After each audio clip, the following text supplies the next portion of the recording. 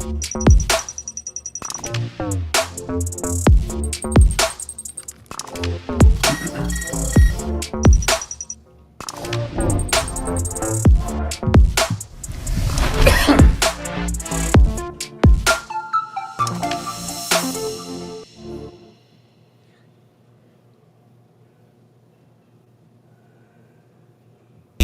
the 915 to H-Town, from the Panhandle Plains to the Valley, and everywhere in between, this is the 50/50 Podcast, powered by the 50/50 Podcast Network.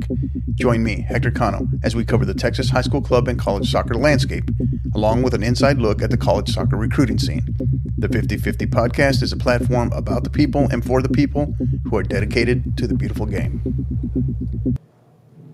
Here we go. It is episode 149. It is a special edition. We have dropped to the name of 50/50 Podcast. It is now the 50/50 Nerdcast. Just for this episode only, I am joined by the pride of Lake Travis, as I have the head men's and women's soccer coaches and Coach David Bammel and Coach Will Maloney. Coaches, how are you? Doing good. Thanks for having us. Absolutely. Will? We appreciate being on. It's been an awesome weekend. I was going to say, did you get shy on me over there all of a sudden? Awesome. Well, thank you for being here, guys. And, of course, affectionately, so the joke was that if I can have both of them on together, it's podcast gold, and that we would redub it the Nerdcast and not the podcast. So I love it. Thank you guys for being here. Really appreciate you guys. I know there's a lot going on. And Coach Bammel, as Region 4 Director, I know you've got a lot going on. Talk to us. How has this event been from the Region 4 Director, or just the Regional Director perspective in general? How's it been last couple of days? Oh, no, it's been great. Like, we've seen a lot of good things happening. I mean, great feedback from all the coaches that are in attendance here. All the clinicians have been great thus far. I mean, it's been a lot of fun, and we've had I think our numbers got up to around the 1,000 mark this year. So we're just seeing a great deal of growth, and we're seeing the great things happening here within the community of soccer in the state. So it's been amazing. Yeah. This is your third year now, right? Going through that process. How has it changed from coming in from the Region 4 rookie to now? How different is it? What's changed the most? Well, from a personal side of it, it was really interesting whenever you first get into it, because you really just don't know what to expect from behind the scenes about what's happening. And then as you start to gain a little steam over the years, you start to understand it a little bit better, and you get to kind of get your feet wet and involved in more things out there, get to help promote different components of, Tasco, getting to be a little bit more involved in some of those preseason rankings and get to see what's going on, see what all the coaches are thinking out there. It's just a lot of fun to be able to see to be honest, the honesty that they're willing to share with you about what's happening out there within the community. Yeah. So it's actually really, really fun to get to be that side of it. And they always see you as, like not that you're above them, but you're a different entity than they are. But we're all still coaches. This is they're like, how much can I share? No, exactly. So there's that. There's how much am I sharing with you versus is this Coach Bammel, or is this the regional director who's just there to support me and hear me and talk to me about life? Yeah, such a good point. That's true. I hadn't really thought about it like that, but I mean that happens to me every day out here, right? During the during the convention, particularly, because I'm going up, I'm talking with different coaches, and they're like, why? Is this like on the record? I was like, no, man, we're just talking. That's exactly right. We're just talking. So, so awesome. So, Will, thoughts on the convention this year so far? It's been a blast. And I think we always talk about this every year. I go into Tasco and we drive 4 hours, and then I end up hanging out with all of the Austin coaches that I could be hanging out with that are 10 minutes away from me. But just getting all the coaches together, kind of off the field, getting to know what they're doing in the off season. His assistant coach is his first year at Tasco, and so getting to bring him down, he checked and he was like, Maloney, have you seen the convention? I was like, yes. He's like, it's awesome. I said, yes, it is, Bryce. It was really awesome. So it kind of getting to go with a different group and seeing the benefit to what Tasco brings to them, the convention brings to them, especially new coaches, has been really fun too. Awesome. So how about you? So you've been coming here for a little while now too. Biggest changes over the last couple of years that you've seen, or what, like this year, right? Maybe this year. What stands out to you most immediate this year that's different, maybe better or just different? I think the quality of sessions. And so I'm looking down the list and I'm seeing what's on the agenda and what's on at 9 o'clock or 10 o'clock. And I'm like, and maybe in past years, I was like, all right, I can skip this session or not go to this one. But I think the quality of session makes you really want to come and learn and be a part of it. And so I think Tasco's done a great job over the last 5 or 6 years of getting really, really good quality presenters that make it, again, an incredible learning opportunity for us. Yeah. I'm curious, Coach Bammel, from your perspective, right? Are you, as a regional director, are you just getting swarmed with constant feedback, unsolicited feedback of, hey, how about this? Or have you thought about this? Or why don't you guys do that? How is that? Does that change? It depends on how comfortable some of those coaches are, because you have a different rapport and relationship with all the different coaches within the convention. And so some of them are willing to come up to you and they'll be like, hey, have you ever thought about this, that, or the other?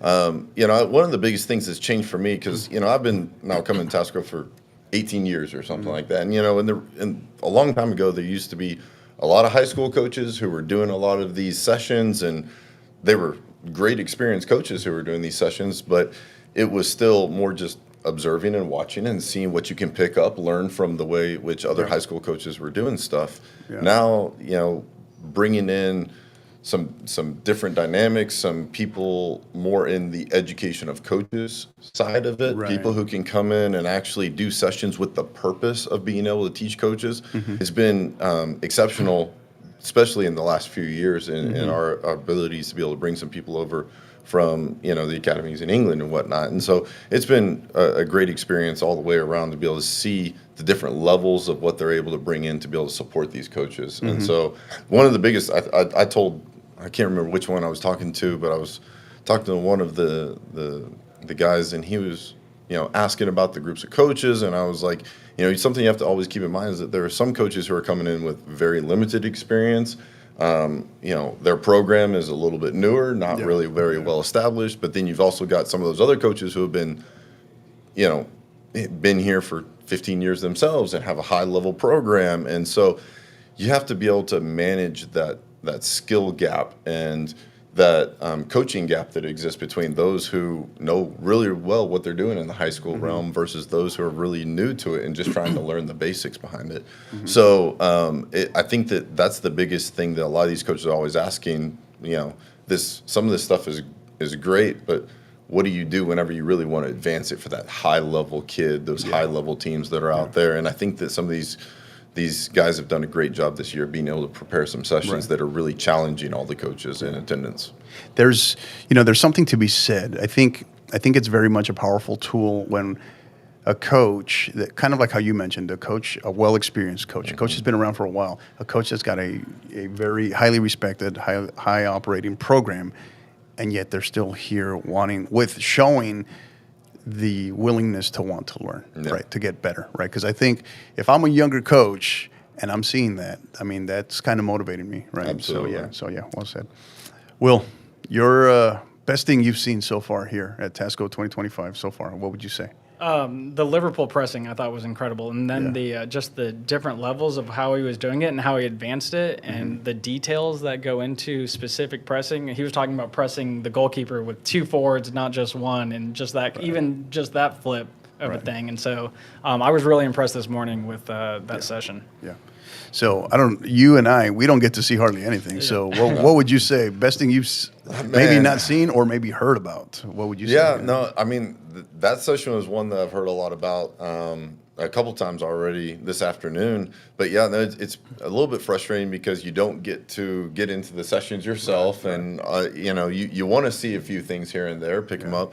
I'll tell you, I was sitting in the classroom over there, and there's a lot of things going out there in the analytics side of stuff that is really, really impactful and really good for the development of these kids out there. And I know that everybody thinks about the sessions all the time and how great those are, but sitting in some of those classrooms and having the opportunity to be able to see what some of those analytics and data points are going to be moving forward, and how AI is becoming such a tool for us to be able to use in the soccer realm.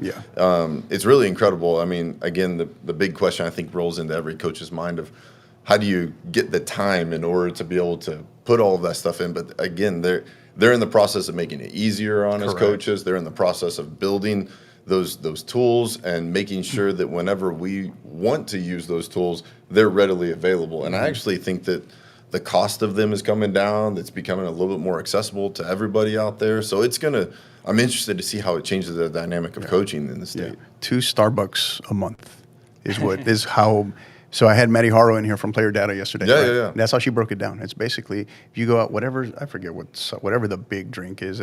I say large, right? I get the piss off the baristas. No, but venti. She said it's essentially $8. She said two drinks from Starbucks is essentially what it costs you a month to have that membership for all it does, right? So, yeah, I think it's fascinating. And she was in here yesterday, and she broke it down pretty significantly. Yeah. And then we talked about the periodization piece as well, the impact that's having. And then I mentioned it to her, and then I mentioned it a little bit to Dan Moore today, because Dan Moore from Wrexham AFC asked me about. He's trying to get, it's his first time in the States. His first time he's trying to get his head wrapped around understanding also high school soccer in addition to the club component. And he's trying to get his head wrapped around how do you manage workload management? How do you manage workload management for student athletes that are playing both club and high school? Yeah. Right. And then, so I mentioned to him, I mentioned to Maddie yesterday about how particularly on the women's side, right, the epidemic with ACLs, right, and so much of that data being linked to fatigue, right, fatigue. So, what are your thoughts?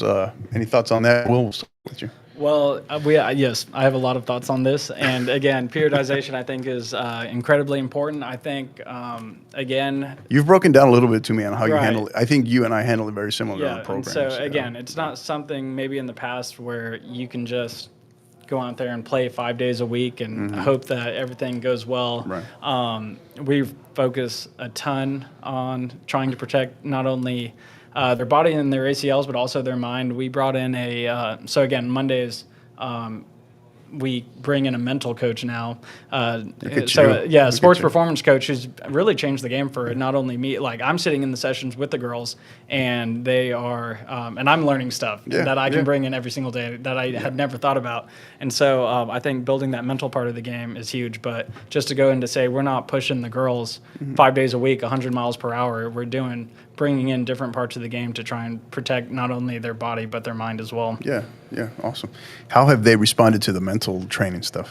So again, it sounds super cheesy, and you don't know quite what the buy-in is going to be from the girls, but I've been very, very impressed with their maturity and that we're fortunate. The mental sports performance coach that we brought in is a former Lake Travis soccer player who went and played Division I soccer at Wisconsin and then got into the mental side of it. And so she can relate really easily to the girls. And so we bring her in 30, 40-minute session, and the girls, again, been very mature. They bought in, and they brought a lot. I think it's brought a ton to the program. They've used it a lot and every day, and not only on the soccer field, but off the field as well. Right. Yeah. So, Coach, from your perspective, we flip it to the other side of the house. You're also dealing with MLS Next, all kinds of different things, different, but apples and oranges, yes, but still similar, still the same, right? How do you handle it in your program from the boys' perspective, and what are your thoughts on that? Yeah, I do think it changes a little bit on the guys' side just because of the dynamic of how the guys are as a team and how they want to perform. I look at my team and I start looking at all the different levels of play that exist out there, the age groups that are out there. And so, you hope as a coach that you're able to build a culture that's centered around fighting for that team and for that program and doing the right things for them. And so, a lot of times I try to approach it a little bit more on an individualized basis. If a kid I know is dealing with some fatigue and having to manage some of those high level games, hey, you know what? Maybe we are in the weight room this day. Maybe you take it a little bit lighter and something like that. As long as it doesn't turn into an every week kind of thing, I still believe that there is a strong correlation with being able to build some of those muscle groups around those joints in order to be able to avoid some of those injuries that are going to take place out there. So, yes, it can definitely play a role in a lot of those kids' performance. I think it's a matter of being able to recognize when you've pushed them to a level to where you need to bring it back and scale it back for a second so that they can actually recover themselves, and then providing with the right tools for it all. We've brought in guys, a doctor to be able to come in and speak to the guys about how to take care of their bodies, how to have proper health, what types of nutrition they should be managing throughout this entire process, the amount of calories that they should be bringing on in. So those are all types of things that we've brought in order to encourage the growth of these athletes in the past. It's just a matter of being able to try and get them to buy into it all the time. You feel like your boys on the boys' side, you feel like they've been pretty receptive to it? So I think that's the biggest problem on the guys' side is that the guys, a lot of times, they think they know it all. They think that they got it all figured out. And again, you brought it up earlier that, like, even from a coach's perspective, like, there's time to be able to grow. And no matter how experienced you are, no matter how much you've learned over the years, you have to be willing to adopt a growth mindset out there. And I think from an athlete's perspective, I think these guys, they struggle with being able to manage I still need to grow and develop beyond that of just my technical and physical abilities.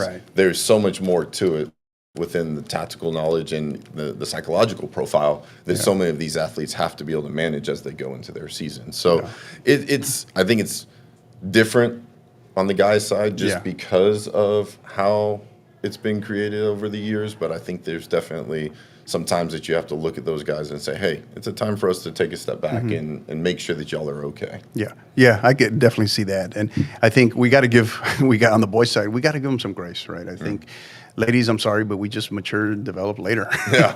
we do. The maturity is very different. We do, but one thing, both of you had hit on some of it, but one of the things that I've done in my program there at Canyon with my girls, I'm going to brag on my girls a little bit here, but everything we do, it doesn't matter we're in the classroom watching film, everything we're doing, and so we don't have to just be on the field. We don't have to just be in the weight room, but we're building a sense of always competition, right? Always, right? A healthy environment, and embrace competition, right? Not shy away from it, not mean as like, oh, they don't like me or I'm not as good as them, but like this past week, right? Knowing that I was going to be gone for part of the week, but we brought back an old tradition, which is competition week. So our seniors, we have a competition week committee who builds the teams. They have a whole draft. We had a whole draft and everything last Friday. It's pretty cool. It's awesome. And they have different, one day was scrimmaging, one day was sock wrestling, right? I swear to God, they're in the mat room.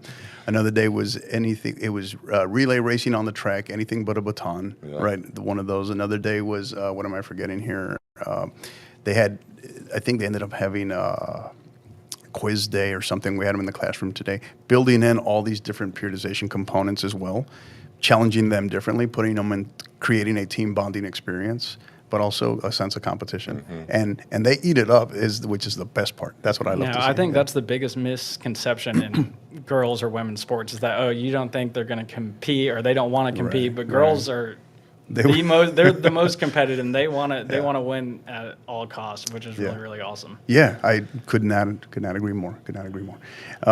So we start shifting gears here, coaches. 24-25 season, right, was a very historic one. The most change our sport has undergone in probably at least a decade, right? From the D1, D2 split, the mercy rule, the introduction of the Texas way, different things, different components.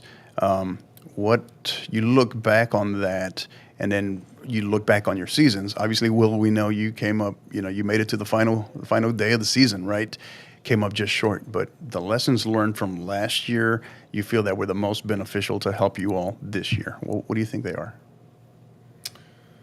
Yeah, I think that the biggest lesson that we're going to take away from last year, because my boys did exceptionally well. We went from a year prior to missing out on playoffs by literally a goal to making it to the regional finals and losing to an incredible Vista Ridge team. I mean, they were just solid all the way around. And player to player, they were an incredible group of athletes. It was a historic season for them, wasn't it? It was. No, they were. They were very, very good, and I think that they gave Elsick a run for their money in that game. I think that game ended 1-0 if my memory is correct on that one. And, I mean, it was one of those games that could have gone either way, I'm assuming. And so, the grit and determination that came from last year's group, I think that they even entered that season last year like fearful, or are we going to have another year like we did last year? Are we going to struggle? I mean, we missed out on playoffs by that one. The first time that Lake Travis has missed out on a playoff picture in, 10 years, 12 years, whatever it's been. Yeah. And then they were able to turn around to have a great season for themselves. And so I think that the biggest lesson that comes from that for me, those guys, since many of them are still on that team with me, is centered around that concept of, like, you never know what is going to come before you that next game. You never know how your team's going to react. You never know, who's going to really rise up and what their growth pattern has been over that past year. Yeah. What are they going to be able to accomplish? Yeah. And so you go into every single year with a fresh start, but with the same obvious goals, the same mentality. Yeah. You always want to be the best version of yourself. Right. You're trying to strive to be able to create the best team dynamic possible and to build that chemistry. And whenever you have the right pieces together, I mean, success is sure to be in your future. And so you just have to take care of those individual moments. And the more you take care of those individual moments, the higher the likelihood is that you're going to come out having the victory for that game. Yeah, So. yeah. So, Will, from your perspective, right, I think it's so much easier to look ahead and galvanize so much more energy when maybe you didn't make the playoffs, or maybe you were a one and done. Maybe you win a couple rounds deep. But when you're right there, right at the state championship match, what do you say to the girls? How do they come prepared? How do you get them juiced up to, like, hey, let's do it all over again, and then this time, like, it'll be in our favor? Like, Yeah, how do you sell that? I think winning is very addictive, and winning feels very good. And so whenever you win, you want to keep having that feeling. And so the girls continue to have that hunger. We had an amazing year, obviously, last year, and the girls had a lot of fun. And I think, again, there's been a lot of talented teams in Lake Travis. There's been a lot of talented teams in the state of Texas, and that don't ever make it to state. And I think last year, just the girls realizing that the power of teamwork, the power of being united, the power of getting to represent your school, and the support that comes with that. And again, the value of being competitive and just refusing to lose. They took all of those lessons. And again, I think they're very, very hungry. The confidence, I think, that goes into coming from a program that hasn't been to a state championship since 2003, so over 20 years, and that you kind of feel inevitable when you lose, that you'll never make it. And then finally getting over that hump and being like, okay, we are good enough to do it. We know the recipe to be able to do that. And again, I think there's a bit of a kind of, it takes so much investment from not only the girls, the parents, the coaches, your community, and that it's an obsession almost, I feel like, to go to state, and that you have to put in all of these hours. It's once you get there, the aftermath of that, your body and your mind are exhausted. I know when we went to state in 2022, it took us, 2 or 3 months. I feel like maybe I'm still recovering from the exhaustion from that. And so I think the mental part of it, where afterwards, I mean, all the coaches, all the girls are exhausted. It probably took until about August till we felt like ourselves and we were ready to get back on it. But once we came back, again, the girls aren't wondering, are we going to win district? Are we good enough to do it? We are good enough to do it. We are going to win district. We are going to make another run. We want to. We want to be together. And so just all of the lessons and the camaraderie aspect of it and the competitive aspect and the mindset aspect to get to state are all still there that they take from. Again, we have a lot of returners coming in, and so they're able to take all of those lessons into this season to where they know what it takes and they're willing to do that. And I think, again, the boys, they had so much turnover from the state team that they hadn't made that run, but they had a youth group or a young group that made it all the way to the regional championship last year. And so, again, I think they're primed and excited to see what they can do this year. You wouldn't have anybody still left in the program from that run, would you? No, so I was trying to do the math on that. The last one who was a freshman that we brought up from the JV team, he graduated last year. He was my attacking mid. And it was funny because I jokingly asked him, I was like, "You're going to wear your ring for that graduation ceremony?" So, just to give him a hard time. But, he knows that he wasn't, a player, quote unquote, on that team, but he was able to be a part of the experience. And I think that's the most important thing. And, I was talking to Jimmy Kruger about this the other day, and it's funny because you win a state championship along the way, and it's incredible experience, but it's really the relationships that you're building along the way that take the front side of like what's most important. And don't get me wrong, like it was amazing to win the state championship, but whenever it's all said and done, like you're back to chasing it again. Yeah. After that year is over with, you're sitting there going, I want to go back. I want to do it again. Yeah. And so the things that stand out the most are the relationships and the memories of which you were able to build whenever you were going through that process with them. If I'm ever blessed enough to make it there and win it, I can only hope I have half as great of a post-match celebration as you did, which I gave you so much grief for. That's Every the advantages of time. having the last game. You can celebrate as long as possible. They can turn off the lights, and you can still be on the field, and it doesn't matter. Yeah, I remember that. It was so great. I was very, very happy for you guys. Very happy for you, Coach Bammel. But I would say, because we were having that conversation at lunch today. Will, you were hitting on some of it, but the number of, it's humbling when you stop and see how many great coaches that we have in this state, Texas high school soccer coaches, that will never even like sniff, forget about a state title, like a state, you know what I mean? A state, semifinal, it's tough. It's that competitive. And so I think when you do get there, it's being appreciative and not taking it for granted, because when you're on the player side, right, when you get there as like maybe a freshman or a sophomore, you think like, this is awesome. We're going to be here every year, right? The next 3-4 years. And sometimes it's not meant to be, if it's meant, it'll happen. So, but yeah, I think it's fascinating stuff. It's always interesting stuff to talk about. But as we start to transition and we start to look ahead to this year, what has you, for your respective clubs, maybe the one or two things that has you the most excited going into this year? For me, I'm really excited about this group of guys and just the dynamic that I have with them, because like my back line and some of my other players who are returning from last year, they're hungry and they're excited about the year. And whenever your team's excited, that's infectious as well. Like, and like, I think we've all had those teams where there's just a little bit of an attitude about them, in the sense of like, oh, does it really matter? Is it really that big of a deal? But whenever you have one of those teams that like they're all in and they care, it just makes you that much more excited yourself as a coach. And I'd like to believe that every single coach, all these coaches are able to create these teams that every single year have the same energy and they're just ecstatic to be there. But every team has a little bit of a different personality about them. And I think that for me, my guys have a really good personality as a team about them, in the sense that they're ready to get out there and compete. They're ready to play hard. They're ready to give everything they got. And I think that I'm looking forward to seeing what they can accomplish. I don't know. We'll see. I mean, nobody's able to ever really predict the future on these types of things with how hard it is to go far. But, I mean, I'm excited because of the excitement I see in them. Yeah. Will? I'd kind of piggyback off that. I think the dynamic that the team has shown this year, we have a lot of girls coming back, but we also have a lot of new girls and a lot of new faces, and so that kind of changes the dynamic, and you don't know if it's going to be good or if it's going to be bad. But I think, again, the girls have had an incredible offseason. They're approaching every day competitive, getting after it no matter what it is. They're fun to be around, and again, and as a coach, I feel like you can kind of base your day off if you had a good practice or not. And if you had a really bad practice, then you're going to have a bad mood the whole day. And when you have a really good practice, you're going to be super excited. But again, we've had a lot of really good days where I've come home really excited, and the girls are really excited and they're having fun.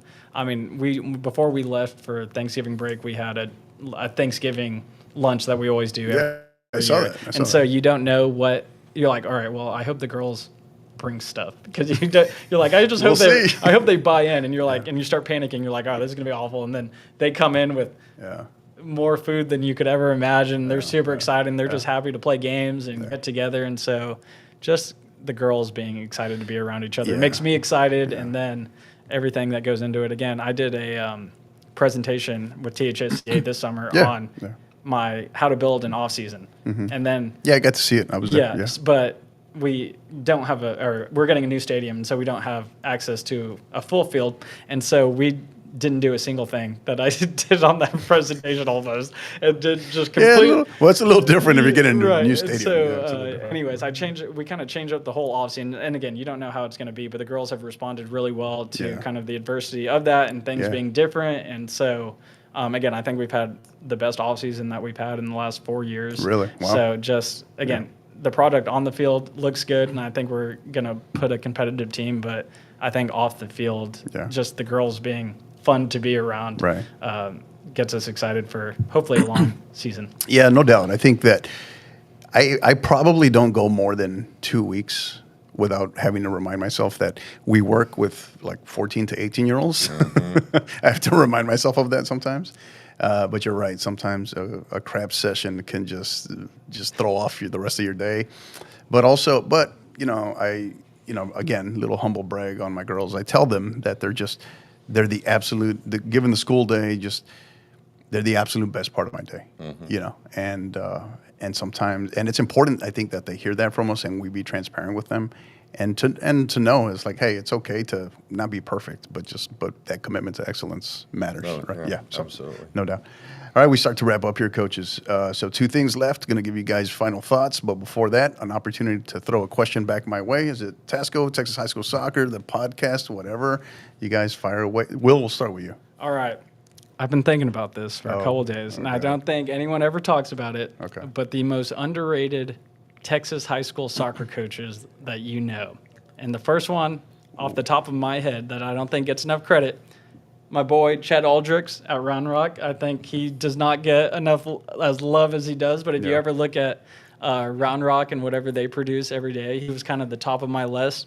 Number 2, Daniel Dollinger, Frisco High School. I think he produces greatness year in, year out. And again, I don't think he's much talked about around the coaching circuit. So I've been thinking about that, and I thought that was an interesting question to pose. But again, Coach Aldrich at Round Rock, Coach Dollinger at Frisco are 2 that come to the top of my mind. You'll have to give me some time on that. I like that, though. I think, hey, that might make for I don't know, maybe a little component that we can put out there. Yeah, I like that. No, that's very good. That's such a great point. Just because, we talked about it just in terms of the depth of quality of coaches that we have in this state. So yeah, I had never really thought about that. So yeah, I'll have to get back to you on that one. But yeah, no, I appreciate that. Coach, how about you? Well, we've been talking a lot about the TASCO conference here.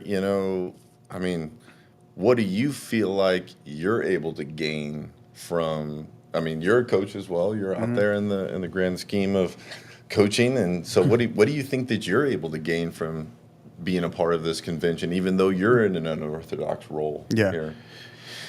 Oh my God. I think. Well, I don't know. I don't want it to sound all cheesy, right? But I think the truth of it is I often come back to one particular line, right? And I just say that I get the best seat in the house, man, right? So to be able to sit here. Like right now, right? These moments we joke around. We have a great relationship, calling it the Nerdcast and whatnot. But it's out of to be part of that community, that that brotherhood, sisterhood, fraternity, sorority, community, whatever you want to call it. I feel that what I take most pride in is this is my 4th year here at the convention, and what I without a doubt take most pride in is seeing more and more what this means to other coaches, right? Not just being here, being away from work, being at Galveston for a few days, Moody Gardens, but the actual the professionalism piece of people taking their craft serious, from the perspective of here to learn, here to get better, here for an experience, here to be committed to it, right? To be all in, and then take that back to their communities, take that back to their boys or girls programs.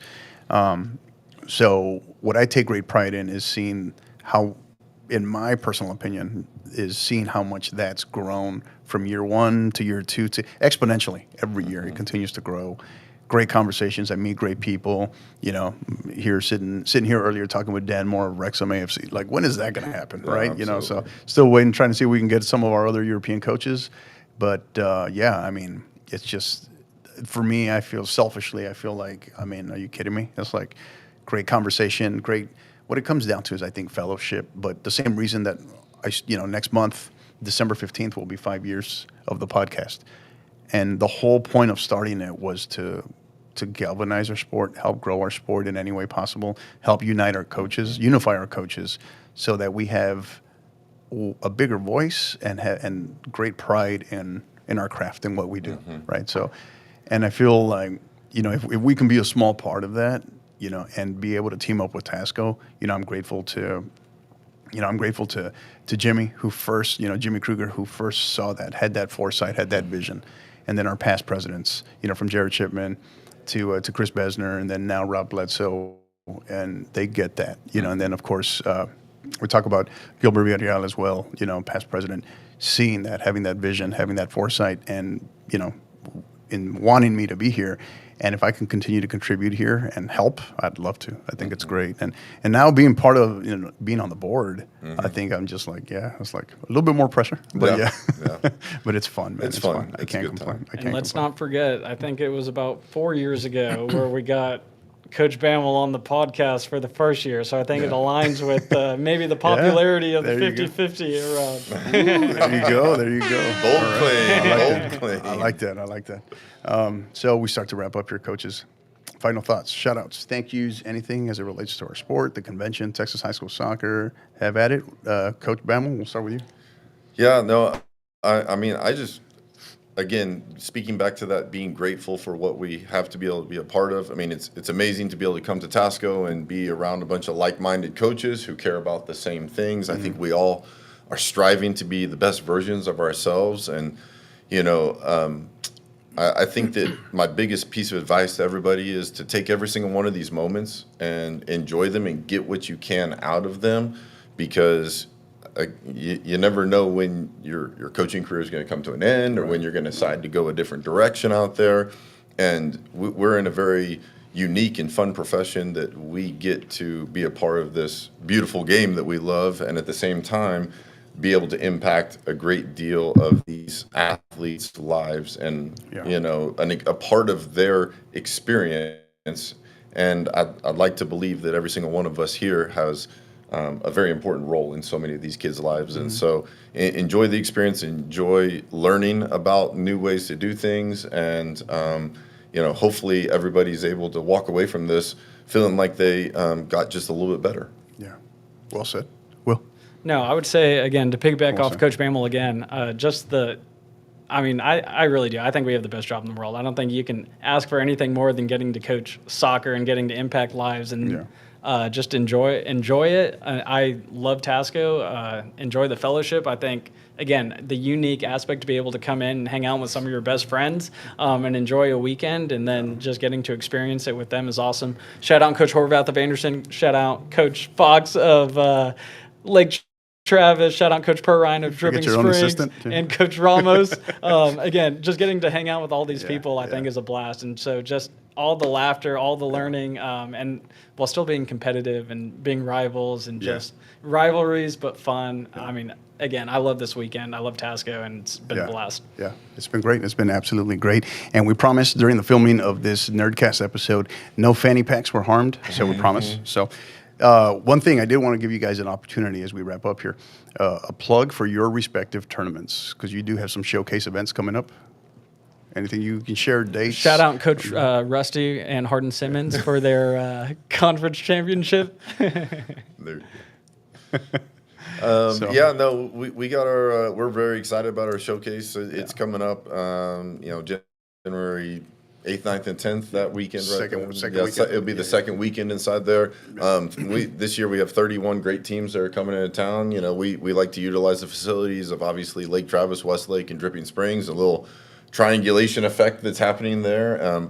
Incredible soccer takes place. I mean, the referees in Austin, they always tell me that they love coming to that showcase because they know the high level of teams that are competing against each other. We were doing so great on this episode, and then you mentioned referees in I Austin. know. I'm kidding. Got to give them some love, I'm too. kidding, officials. I'm kidding. We love the referees, right? Yeah. But no, they get excited to be able to come in for that event, and it's just a lot of fun to be able to see so many of these great soccer programs that are obviously high level and being able to compete at an early tournament in the season and see what we're able to. I don't know. It just starts to give you a little bit of a feel of what to expect on that season. Yeah. See how things are going to go for you. Yeah. Well, good luck. Definitely looking forward to seeing those results and covering that a little bit more. So, Coach. Yeah, this is year 2. We do a soccer tournament similar to the boys. Weekend 3, we host it with Westlake and Dripping Springs. Again, it's mostly, I think, we kind of focus on bringing in some of the best 5A and 6A teams in the state of Texas. And again, I think we have some of the best facilities in the state of Texas, and so getting to bring them in for a weekend 3 tournament is awesome. I think our competition has raised from year 1 to year 2. We were supposed to get the regional final semifinalists, New Braunfels Canyons this year, but they dropped out last second, but that's fine. No idea what he's talking about. No idea what he's talking but about. no, again, dropped out. What are we doing? I was never even What are in. we doing? How are we dropping out when we weren't officially in? Yeah, I don't know. But no, again, it's been fun to plan. Coach Perron does a great job at Dripping Springs, does. kind of She getting does. it started. And so does. I think it's going to continue to grow. I think when 6A teams look and they want to get out of Dallas or Houston or something, they're going to come look at Lake Travis. And again, our goal is to put on a really good product. I think we're probably one of the only tournaments in the state that give 3 refs for every game. And so we make sure to focus on that and make sure that, again, the refereeing, the field surface, the environment is what you would want from top-level teams. Right. And the rumor is that there is a great crest created for just your showcase. Is that true? We're just waiting for it to get the right time for it to get released. Also, no idea what he's talking about. I'm just kidding. All right, that is going to do it for episode 149 with Coach David Bammel and Will Maloney of Lake Travis Men's and Women's Soccer. Coaches, really appreciate you guys. Thank you so much. Don't go anywhere. We'll be back with much more live coverage of the 2025 TASCO Texas High School Soccer Coaches Convention here in beautiful Moody Gardens in Galveston, Texas. You've been listening to the 50/50 Podcast, powered by the 50/50 Podcast Network. Help us continue to grow by liking, rating, and subscribing on all major podcast platforms. And don't forget to follow us on X at 50_50pod, on Instagram at 50_50 podcast, as well as on YouTube at the 50_50 podcast. Until the next time, keep downloading,